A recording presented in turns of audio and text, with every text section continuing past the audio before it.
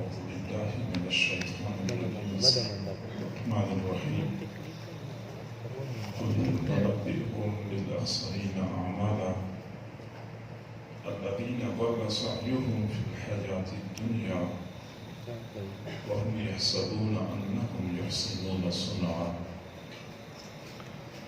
وقال تعالى في مقام آخر ومن أراد الآخرة وسعى لها سعيها وهو مؤمن فأولئك كان سعيهم مشكورا. صدق الله العظيم وبلغنا رسوله النبي الكريم ونحن على ذلك لمن الشاهدين والشاكرين والحمد لله رب العالمين. اللهم صل على سيدنا محمد وعلى آل سيدنا محمد وبارك وسلم. اللهم صل على سيدنا محمد وعلى آل سيدنا محمد وبارك وسلم. اللهم صل على سيدنا محمد وعلى آل سيدنا محمد وبارك وسلم. اللہ رب العزت نے اپنی قدرت کاملہ سے اس کائنات کو پیدا فرمایا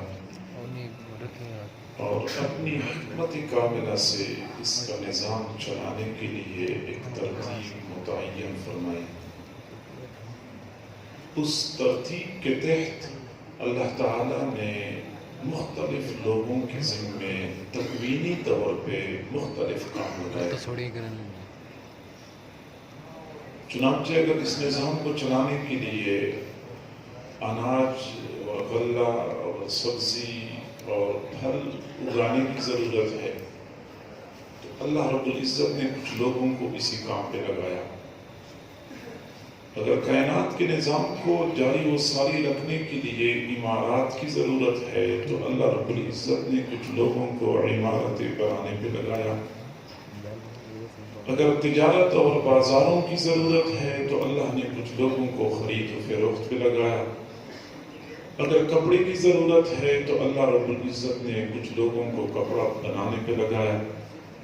تکوینی طور پہ مختلف لوگوں کے ذمے اللہ نے مختلف کام لگائے اور ہر بندہ اپنی اسی تکوینی ڈیوٹی کو بحسن و خوبی سر انجام دینے کے لیے دن رات ایک کر کے مصروف عمل ہے. صبح ہوتی ہے ہر بندہ کوئی نہ کوئی فکر لے کے اٹھتا ہے. کسی نے دکان کا رخ کیا ہوتا ہے, کوئی فیکٹری کی طرف جا رہا ہوتا ہے, کسی نے کھیت کی طرف سعی شروع کر رکھی ہوتی ہے, کوئی اسکول اور کالج کی تیاری کر رہا ہوتا ہے. ہر بندہ صبح اٹھتا ہے کوئی نہ کوئی فکر لے کے اٹھتا ہے اور 8 گھنٹے 10 گھنٹے 12 گھنٹے جاپانی مشین کی طرح بھاگ بھاگ کے اپنی ڈیوٹی سر انجام دیتا ہے. دھکے کھاتا ہے, پسینہ بہاتا ہے, مجاہدات برداشت کرتا ہے. شام کو گھر لوٹتا ہے تو تھکاوٹ سے چور چور ہوتا ہے. لقد خلقنا الانسان فی کبد, تحقیق ہم نے انسان کو مشقت میں پیدا کیا ہے. ہر بندے کی زندگی مشقت میں گزرتی ہے, لیکن سوچنے والی بات یہ ہے کہ ہماری بھاگ دوڑ اور یہ سعی مساعی کا اللہ رب العزت کے ہاں بھی کوئی مقام اور مرتبہ ہے یا نہیں ہے. تو میں نے شروع میں جو 2 آیتیں آپ کے سامنے عرض کی پیش کی تھی, وہی 2 آیتیں ہمیں بتاتی ہیں کہ یہ بھاگ دوڑ اللہ کے ہاں کوئی قدر و قیمت رکھتی ہے یا نہیں رکھتی. ایک آیت میں بتایا گیا کہ یہ بھاگ دوڑ کوئی قدر و قیمت کے حامل نہیں ہے, اور دوسری آیت میں بتایا گیا کہ اس طرح کی کوششیں اللہ کے ہاں بڑی قیمتی سمجھی جاتی ہیں. قُلْ هَلْ نُنَبِّئُكُمْ بِالْأَخْسَرِينَ أَعْمَالًا, محبوب آپ ان لوگوں سے کہہ دیجئے کہ ہم آپ کو بتائیں کہ اعمال کے لحاظ سے گھاٹے میں کون لوگ ہیں, کون لوگ خسارے میں ہیں. الَّذِينَ ضَلَّ سَعْيُهُمْ فِي الْحَيَاةِ الدُّنْيَا, جن کی محنتیں دنیا کی زندگی میں ضائع ہو جاتی ہیں. وَهُمْ يَحْسَبُونَ أَنَّهُمْ يُحْسِنُونَ صُنْعًا, ان کا یہ گمان ہوتا ہے کہ ہم بہت اچھا کرنے والے ہیں. جب تک زندہ ہوتے ہیں، یہ آنکھیں کھلی ہوتی ہیں، ان کی محنتوں کا ثمرہ اور پھل ان کو مل رہا ہوتا ہے، لیکن جو ہی یہ آنکھیں بند ہو جاتی ہیں، محنتوں کا پھل ملنا بھی بند ہو جاتا ہے۔ یہ لوگ خسارے میں ہیں، یہ گھاٹے میں ہیں۔ اچھا، کون لوگ ایسے ہیں جو محنت مجاہدے کے اعتبار سے کامیاب ہیں، جن کی کوششیں اللہ کے ہاں قیمتی سمجھی جاتی ہیں؟ اس کا بھی اللہ رب العزت نے فرمایا وَمَنْ أَرَادَ الْآخِرَةَ وَسَعَى لَهَا سَعْيَهَا، جو لوگ آخرت کی کامیابی چاہتے ہیں اور اس کے لیے کوشش کرتے ہیں جیسا کہ کوشش کرنی چاہیے، وَهُوَ مُؤْمِنٌ، اور وہ مؤمن بھی ہے، فَأُولَٰئِكَ كَانَ سَعْيُهُمْ مَشْكُورًا، ایسے لوگوں کی کوششیں اللہ کے ہاں قابل قدر ہوا کرتی ہیں۔ یہ دو آیتیں ہمیں زندگی گزارنے کے دو رخ بتاتی ہیں۔ ایک آیت تو ہمیں ایک رخ تو وہ ہے کہ بندے کی پوری زندگی اور پوری محنت اور سعی مساعی کا مرکز اور محور دنیا ہو۔ چنانچہ ایسے لوگ ہمیں معاشرے میں بہت سارے ملتے ہیں کہ وہ جب بھی کوئی فیصلہ کرتے ہیں اس میں دنیاوی فائدہ تلاش کرتے ہیں۔ کسی کے ساتھ وہ دوستی لگاتے، دنیاوی اغراض کے لیے دوستی لگاتے ہیں، کہیں سے رشتہ لیتے ہیں یا رشتہ دیتے ہیں، وہاں پہ بھی مال پیسے کا فائدہ مطلوب ہوتا ہے ان کو۔ کسی کے پاس جاتے ہیں یا کسی کو اپنے پاس بلاتے ہیں، وہاں پہ بھی دنیاوی فائدہ مقصود ہوتا ہے۔ ہر اٹھنے والے قدم پہ دنیاوی فائدے کو ملحوظ خاطر رکھتے ہیں۔ ایک طبقہ تو ان لوگوں کا ہے، حضرت مفتی محمد تقی عثمانی صاحب دامت برکاتہ نے اپنے خطبات میں لکھا ہے، فرماتے ہیں کہ ہے تو لطیفہ لیکن بات سمجھنے کے لیے بہت مناسب ہے۔ ایک خاص برادری جو کاروبار میں اور تجارت میں بہت زیادہ مشہور ہے اور مال پیسے کمانے میں بہت تیز ہے، ان کے بارے میں وہ فرماتے ہیں، میں نام نہیں لیتا، کہ جب وہ فوت ہو گیا تو فرشتوں نے پوچھا قبر میں کہ جنت میں جانا ہے جہنم میں جانا ہے؟ تو اس نے کہا جہاں 2-4 پیسے کا فائدہ ہو وہاں بھیج دو۔ وہاں پہ بھی وہ 2-4 پیسے کے فائدے کے چکر میں۔ مولانا طارق جمیل صاحب نے ایک جگہ بیان میں فرمایا کہ یہ جو لوگ بیچارے ہر وقت دنیا کا سوچتے رہتے ہیں اور ہر وقت دنیاوی منفعت کی تلاش میں ہوتے ہیں، وہ اگر بیمار ہو جائیں تو آپ ان سے پوچھیں کہ آج آپ کی طبیعت کیسی ہے، تو وہ کہتے ہیں بس روپے میں بال آنے کا فرق ہے۔ وہاں پہ بھی روپے اور بال آنے کا چکر چلا رہے ہوتے ہیں۔ یہ بندے کی سوچ کا مرکز وہی چیز بن جاتی ہے۔ یہ ایک طبقہ ہے۔ دوسرا وہ طبقہ ہے کہ جب بھی وہ کوئی فیصلہ کرتے ہیں تو آخرت کو مد نظر رکھتے ہیں۔ کسی کے ساتھ دوستی لگاتے ہیں تو آخرت کی خاطر، کسی کے ساتھ دشمنی کرتے ہیں تو آخرت کی خاطر، رشتہ کسی کو دیتے ہیں یا کسی سے لیتے ہیں، وہ آخرت کو مد نظر رکھ کے رشتے دیتے اور لیتے ہیں۔ اور جب بھی وہ کوئی قدم اٹھاتے ہیں، کوئی فیصلہ کرتے ہیں، تو دیکھتے ہیں کہ اس میں آخرت کا کوئی فائدہ ہوگا یا نہیں ہوگا۔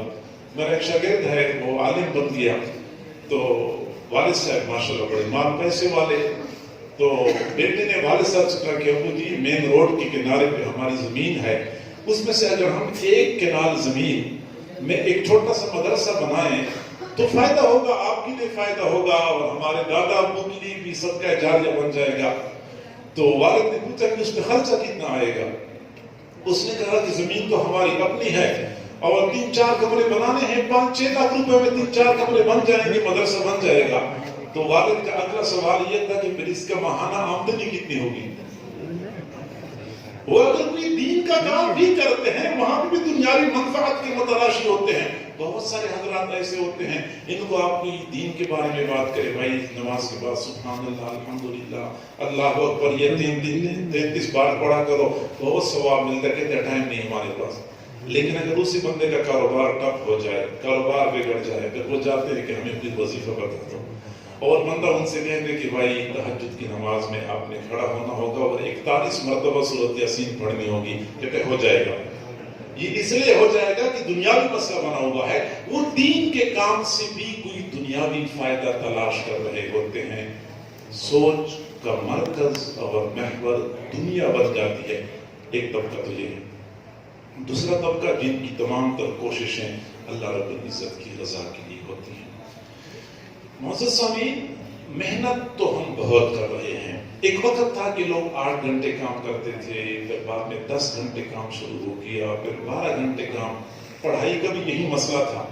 6-7 سال کا بچہ کہیں جا کے اسکول میں جانا شروع کر دیتا تھا، پھر 5 سال کے بچوں کو ہم نے اسکول میں بھیجنا شروع کر دیا، پھر 4 سال کے بچے. اب تو بیچارہ حال یہ ہوتا ہے کہ ساتھ بیگ میں اگر کتابیں ہوتی ہیں تو ساتھ فیڈر بھی ہوتا ہے، پیپر بھی ساتھ ہوتا ہے. اس حال میں بچوں کو اسکول بھیج رہے ہوتے ہیں. یعنی مجاہدات اور مشقتیں بڑھتی جا رہی ہیں. مقصد کیا ہے کہ ہمیں سکون کی زندگی مل جائے، ہمیں کامیابی والی زندگی مل جائے، لیکن ہم اپنے مقصد سے دور ہوتے جا رہے ہیں. مقصد ہمارے ہاتھ نہیں آ رہا. وجہ اس کی یہ ہے کہ ہماری محنتوں کا رخ الٹا ہے. محنتوں کا رخ الٹا ہے، اس لیے ہم اپنی منزل سے دور ہوتے جا رہے ہیں. آپ سے تو بندہ کہے کہ جنگ یہاں سے 90 کلومیٹر کے فاصلے پہ ہے، اور اگر آپ گاڑی دوڑائیں گے تو انشاءاللہ 1.5 گھنٹے میں جنگ پہنچ جائیں گے. اور آپ اسلام آباد کی سڑک پہ، اسلام آباد کے رخ پہ گاڑی دوڑانا شروع کر دیں، آپ 2 گھنٹے دوڑائیں اور 3 گھنٹے دوڑائیں، آپ جنگ نہیں پہنچ سکیں گے. جتنا تیز دوڑائیں گے اتنا ہی آپ منزل مقصود سے دور ہوتے جائیں گے، کیونکہ آپ کی بھاگ دوڑ کا رخ ہی الٹا ہے. رخ الٹا ہو چکا ہے، اس لیے ہم منزل مقصود سے دور ہوتے جا رہے ہیں. آج کا انسان اپنی محنت اور سعی مساعی کے حوالے سے 4 بڑی غلطیاں کر رہا ہے. 4 غلطیاں انسان کر رہا ہے. سکون نہیں ہے، اطمینان نہیں ہے، مزے کی زندگی ختم ہو چکی ہے. 4 غلطیوں کی وجہ سے میں نے اس مختصر نشست میں ان 4 غلطیوں کے بارے میں آپ سے گفتگو کرنی ہے. آپ توجہ فرمائیں گے تو انشاءاللہ بات سمجھ میں آ جائے گی. اور یہ میری کمزوری ہے کہ بیان ایسا ہوتا ہے کہ جو بندہ اختتام تک بیٹھا رہتا ہے تو پھر تو بات سمجھ میں آ جاتی ہے، اگر درمیان میں اٹھ کے چلا جائے تو اس کو کوئی بات سمجھ نہیں آتی. مجھے اچھی طرح احساس ہے کہ آپ کافی دیر سے بیٹھے ہوئے ہیں، لیکن آپ کا مجاہدہ ہے تو میرا بھی بڑا مجاہدہ ہے. میں صبح 6 بجے نکلا ہوں ایک جگہ سے. 9 گھنٹے کا سفر میں نے جنگ تک کیا ہے. 9 گھنٹے کا سفر کیا ہے، پھر اس کے بعد 2-3 گھنٹے جنگ میں اپنے مدرسے کے کچھ کام تھے وہ کر لیے، پھر دوبارہ یہاں کا سفر شروع کیا ہے. تو میں بھی آپ کے درمیان بیٹھا ہوں، میرا بھی تو مجاہدہ ہے، لہٰذا آپ کی پر لازم ہے کہ آپ میرا آخری دم تک ساتھ دیں گے. ساتھ دیں گے نا آپ؟ معزز سامعین، محنت کے حوالے سے ہماری سب سے بڑی غلطی یہ ہے کہ ہمیں اللہ رب العزت نے دنیا میں اس لیے بھیجا تھا کہ ہم اللہ کی معرفت حاصل کریں. ہم نے دنیا میں آ کے کائنات کی معرفت حاصل کرنی شروع کر دی. چنانچہ قرآن پاک میں اللہ رب العزت نے فرمایا وَمَا خَلَقْتُ الْجِنَّ وَالْإِنسَ إِلَّا لِيَعْبُدُونَ. ہم نے جنات اور انسان کو پیدا نہیں کیا مگر اس لیے کہ وہ میری عبادت کریں. یہ تو ایک عام تفسیر ہے جو لوگ کرتے ہیں، جبکہ امام مجاہد رحمت اللہ علیہ سے تفسیر منقول ہے. وہ فرماتے ہیں اِلَّا لِيَعْرِفُونَ. میں نے یہ انسانوں اور جنات کو اس لیے پیدا کیا ہے کہ وہ میری معرفت حاصل کریں، مجھے پہچان لیں کہ میں کون ہوں. اور امام راضی رحمت اللہ علیہ نے تفسیر کبیر میں ایک حدیث قدسی پیش کی ہے، اگرچہ کئی سارے حضرات نے اس کو موضوعی قرار دیا ہے، لیکن ایک عبارت کے طور پہ میں پیش کرتا ہوں کہ اللہ تعالیٰ فرماتے ہیں كُنْتُ كَنْزًا مَخْفِيًّا. میں ایک چھپا ہوا خزانہ تھا. فَأَحْبَبْتُ أَنْ أُعْرَفْ. میں نے چاہا کہ میں پہچانا جاؤں. فَخَلَقْتُ الْخَلْقَ. تو میں نے کائنات کو پیدا کر لیا، مخلوق کو میں نے پیدا کر لیا تاکہ میں پہچانا جاؤں. تو گویا کہ مخلوق کی تخلیق کا مقصد یہ ہے کہ اللہ رب العزت کی معرفت حاصل کی جائے، جبکہ ہم تو کائنات کی معرفت کو حاصل کرنے میں لگے ہوئے ہیں. چنانچہ ایک تو انسانوں کی معرفت ہے. آج کل تو سوشل میڈیا کا دور ہے، ہر بندہ کہتے ہیں کہ میرے اتنے ہزار فالوور ہیں، میرے گروپ میں اتنے لوگ شامل ہیں، اور ان کی کوشش ہوتی ہے کہ دنیا والے مجھے پہچانیں، میں دنیا والوں کو پہچانوں. یہاں بیٹھ کے دنیا کے کونے کونے میں اس نے فرینڈز بنائے ہوتے ہیں اور اپنے فالوور بنائے ہوتے ہیں. دنیا والوں کو پہچانا جا رہا ہوتا ہے، عارفونی، مجھے پہچانو میں کون ہوں.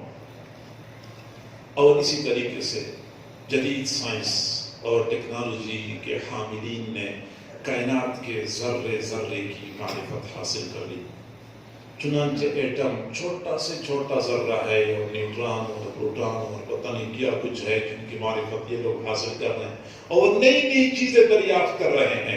آج کا انسان جس کو اللہ رب العزت نے اپنی معرفت کے لیے پیدا کیا تھا وہ کائنات کی بھول بھریوں میں بھٹک رہا ہے.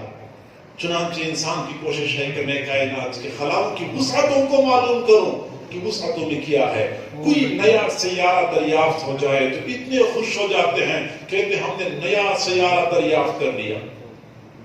اچھا نکتے کی بات سمجھ لیں کہ واقعی لوگوں نے کمال کر دیا. سورج کی روشنی جو زمین تک پہنچتی ہے، سورج ہم سے کروڑوں میل دور ہے اور جب اس کی روشنی زمین تک پہنچتی ہے 8 منٹ میں، شاید 8 منٹ میں پہنچتی ہے. اچھا اب کروڑوں میل دور ہے اور یہ روشنی کی رفتار اتنی تیز ہے کہ 8 منٹ میں سورج کی روشنی زمین تک پہنچتی ہے. تو اگر یہ روشنی 1 گھنٹے میں سفر طے کرے تو وہ کتنا سفر ہوگا؟ اگر وہ 1 سال میں سفر طے کرے تو کتنا سفر ہوگا؟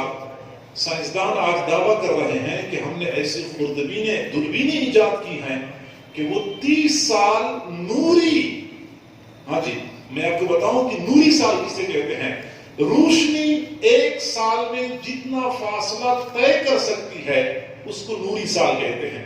نوری سال کا فاصلہ، روشنی 8 منٹ میں کروڑوں میل کا فاصلہ طے کرتی ہے.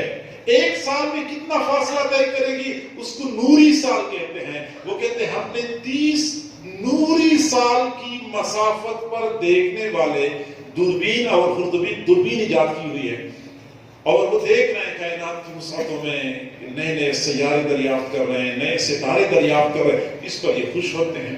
کچھ تو اوپر کی طرف زور لگا رہے ہیں، کوئی زمین کی تہ میں دیکھنے کی کوشش کرتے ہیں، سیٹلائٹ سے دیکھتے ہیں زمین کی گہرائی میں کیا ہوا ہے. کسی نے پہاڑ کا رخ کیا ہوا ہے، پہاڑ کی سینوں کو چاک کر کے معلوم کرنا چاہتے ہیں. کوئی سمندر کی گہرائیوں میں مختلف ذرات کو دیکھنا چاہتے ہیں. کائنات کی معرفت، کائنات کو پہچاننے میں انسان لگ گیا ہے اور وہ خالق جس نے کائنات کو پیدا کیا ہے اس خالق کی معرفت سے انسان یکسر غافل ہو چکا ہے.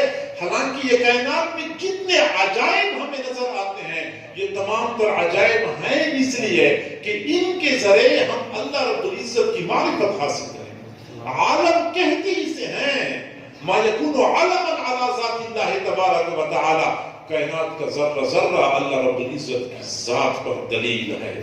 وہ عرب معاشرے کی ایک بوڑھی عورت سے کسی نے کہا کہ آپ کو یقین ہے کہ اللہ موجود ہے؟ اس نے کہا ہاں مجھے یقین ہے کہ اللہ موجود ہے. پوچھا دلیل کیا ہے؟ اس نے جواب دیا کہ میں جو چرخہ جس کے ذریعے میں سوت کاٹتی ہوں یہ چرخہ ہی اس کی دلیل ہے. پوچھا یہ کیسی دلیل ہے؟ تو بوڑھی عورت نے جواب دیا کہ یہ چرخہ جب میں گھماتی ہوں تو یہ گھومتا ہے، جب میں نہ گھماؤں تو نہیں گھومتا. ایک چھوٹا سا چرخہ گھمانے والے کے بغیر نہیں گھوم سکتا تو کائنات کا یہ نظام چلانے والے کے بغیر کیسے چل سکتا؟ کوئی چلانے والا موجود ہے. پھر پوچھنے والے نے پوچھا اس بات کی کیا دلیل ہے کہ وہ چلانے والا ایک ہے، وہ اللہ ایک ہے؟ بوڑھی عورت نے کہا یہ چرخہ اس بات کی دلیل ہے. پوچھا چرخہ کیسی دلیل ہے؟ تو بوڑھی عورت نے کہا کہ اس چرخے کو چلانے والا ایک ہے اور وہ ایک ہی رخ پہ چلائے تو یہ سال ہر سال تک چلتا ہے، خراب نہیں ہوتا. اگر اس کے چلانے والے 2 ہو جائیں، ایک ادھر چلائے اور ایک ادھر چلائے، یہ تھوڑی دیر میں ٹوٹ جائے گا، یہ نہیں چلے گا. جس دن سے یہ کائنات وجود میں آ چکی ہے اس دن سے لے کے آج تک اس کا نظام بالکل درست طریقے سے چل رہا ہے. لگتا یہ ہے کہ اس کا چلانے والا ایک ہے. وہ عرب دیہاتی سے کسی نے پوچھا کہ آپ نے اللہ کو کیسے پہچان لیا؟ اللہ کو کیسے پہچان لیا؟ اور اس نے کہا البعرۃ تدل علی البعیر والروث علی الحمیر واثر الاقدام علی المسیر. جہاں اونٹ کی مینگنی پڑی ہوتی ہے وہ دلالت کرتی ہے کہ یہاں سے کوئی بڑا اونٹ گزرا ہے. چھوٹی سی مینگنی بڑے اونٹ کی وجود پر دلالت کرتی ہے. کہیں لید موجود ہو دلالت کرتا ہے کہ یہاں سے گدھا یا گھوڑا گزرا ہے. اگر کسی کے پاؤں کے نشانات ہوں تو پتہ چلتا ہے کہ یہاں سے کوئی انسان گزرا ہے. البعرۃ تدل علی البعیر والروث علی الحمیر واثر الاقدام علی المسیر فالسماء ذات الابراج والارض ذات الفجاج والبحر ذات الامواج وليل داج ونهار ساج كيف لا تدل على اللطيف الخبير. یہ برجوں والا وسیع والی آسمان، یہ وادیوں والی زمین، اور یہ زبردست موجوں والے سمندر، اور چھا جانے والی رات، اور یہ روشن دن، یہ پروردگار کے وجود پہ دلالت کیوں نہیں کرتے؟ امام شافعی رحمۃ اللہ علیہ سے کسی نے پوچھا کہ آپ نے اللہ کو کیسے پہچانا؟ اللہ کو کیسے پہچانا؟ فرمایا عرفت ربی بورقۃ الفرساد، میں نے شہتوت کے پتے سے اپنے رب کو پہچان لیا، میں نے شہتوت کے پتے سے رب کو پہچان لیا. تأکلھا الشاة فتخرج منہ اللبن، جب بکری اس شہتوت کے پتے کو کھا لیتی ہے اس سے دودھ پیدا ہوتا ہے. ہرن شہتوت کے پتے کو کھا لیتا ہے، اس سے ہرن کے ناف میں مشک پیدا ہوتا ہے. اور جب ریشم کا کیڑا شہتوت کے پتے کو کھا لیتا ہے اس سے ریشم پیدا ہوتا ہے. خام مال تو ایک ہے، را میٹیریل تو ایک ہے، لیکن الگ الگ مشین میں ڈالتے جائیں الگ الگ پروڈکشن پیدا ہوتی ہے. لگتا یہ ہے کہ ایسی ذات موجود ہے جس ذات نے یہ نظام چلانا ہے اور وہ ذات نظام چلا رہی ہے. میں اصل میں بات یہ عرض کر رہا تھا کہ یہ کائنات کا ذرہ ذرہ اللہ رب العزت کے وجود پہ دلیل ہے. اور قرآن پاک میں اللہ تعالیٰ نے ہمیں اسی بات کی طرف متوجہ کیا ہے. وَإِنَّ لَكُمْ فِي الْأَنْعَامِ لَعِبْرَةً، تمہارے لیے تمہارے چوپائیوں میں عبرت ہے. نُسْقِيكُم مِّمَّا فِي بُطُونِهِمْ من بین فرث و دم لبنا خالصا سائغا للشاربین. وہ عرب کے دیہاتیوں، تمہیں نہیں پتا کہ خلاؤں اور فضاؤں میں کیا کچھ ہے، زمین کے گہرائی میں کیا خزانے چھپے ہوئے ہیں تمہیں نہیں پتا، پہاڑوں کی سینوں میں کیا اللہ رب العزت نے قدرتیں پنہا رکھی ہیں تمہیں نہیں معلوم. تم سائنس پڑھے ہوئے نہیں ہو، تمہیں فزکس اور کیمسٹری کا پتہ نہیں ہے، سمندر کی گہرائیوں کو تم نہیں معلوم کر سکتے. تم بھیڑ بکریاں تو پالتے ہو نا، تمہارے گھروں میں بھیڑ بکریاں ہیں یا نہیں ہے؟ وَإِنَّ لَكُمْ فِي الْأَنْعَامِ لَعِبْرَةً، تمہارے لیے تمہارے چوپائیوں میں عبرت کا سامان موجود ہے. چوپائی کے اندر سے جس پیٹ میں گوبر ہوتا ہے، جس میں پیشاب ہوتا ہے، جس جسم میں خون ہوتا ہے، اسی پیٹ، انہی رگوں سے، اسی جسم سے اللہ تعالیٰ تمہیں صاف شفاف میٹھا خوش ذائقہ دودھ پلاتا ہے. ایسا دودھ جس میں نہ کوئی خون کا رنگ ہوتا ہے، نہ پیشاب کی بو ہوتی ہے، نہ گوبر کا ذائقہ ہوتا ہے. کون ہے جو ایک جانور کے اندر سے جہاں گوبر بھی ہے، پیشاب بھی ہے، خون بھی ہے، صاف شفاف دودھ کی سفیدی ضرب المثل ہے، ایسا سفید جیسے دودھ ہوتا ہے؟ کون پلاتا ہے تمہیں؟ ابھی آپ نے غور کیا ہے؟ دودھ وَإِنَّ لَكُمْ فِي الْأَنْعَامِ لَعِبْرَةً، تمہارے لیے تمہاری چوپائیوں میں عبرت کا سامان موجود ہے. جب تک یہ دودھ جانور کے تھن میں ہوتا ہے یہ ہمیشہ کے لیے خالص رہتا ہے، ہمیشہ کے لیے خالص رہتا ہے. جب یہ اشرف المخلوقات کے ہاتھ میں آ جاتا ہے یہ ناخالص بن جاتا ہے. تمہارے لیے تمہاری چوپائیوں میں عبرت موجود ہے.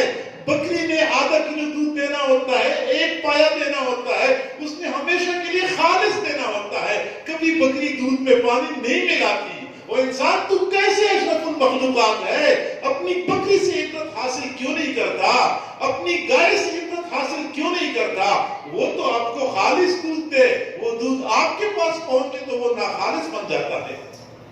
کبھی ایسا نہیں ہوا کہ بکری کے تھن سے ہم نے دودھ نکالا تو دودھ اندر خراب ہو گیا، یا اللہ کیا ہو گیا، دودھ خراب ہو گیا، پرانا ہو گیا، بجلی پتہ نہیں کیا ہو گیا تھا، وہ بجلی چلی گئی تھی یا کیا ہو گیا تھا؟ کبھی آپ لوگوں نے شکایت نہیں سنی ہوگی. جب بھی بکری کا دودھ نکلتا ہے ہمیشہ کے لیے خالص ہوتا ہے اور تازہ ہوتا ہے. لیکن وہی دودھ ہمارے پاس آتا ہے 2 گھنٹے کے لیے اس کو ابالے نہ اور ویسے رکھ لے، وہ خراب ہو جائے گا. چنانچہ کہتے پہلے اچھی طرح ابال لو، پھر بوتل میں بند کر دو، بوتل کا ڈھکن اچھی طرح ٹائٹ کر دو، پھر فریج کے اندر رکھ لو، پھر فریج کا دروازہ بھی اچھی طرح بند کر دو، پھر خیال کرو کہ بجلی نہ چلی جائے. بجلی چلی گئی دودھ خراب ہو جائے گا.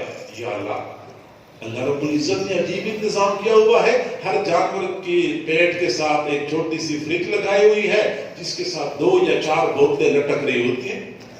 اور وہ بوتلیں لٹکتی ہیں، وہ ہر وقت دودھ اس میں موجود ہوتا ہے، نہ کبھی خراب ہوتا ہے نہ کبھی بدبودار ہوتا ہے۔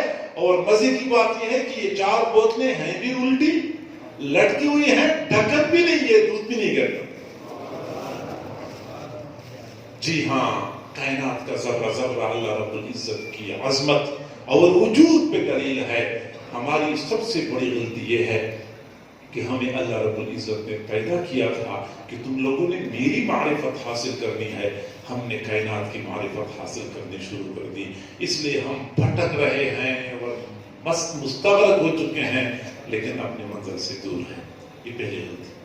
ہماری دوسری بڑی غلطی یہ کہ ہم نے روح پر محنت کرنی تھی، ہم نے مادے پر محنت شروع کر دی۔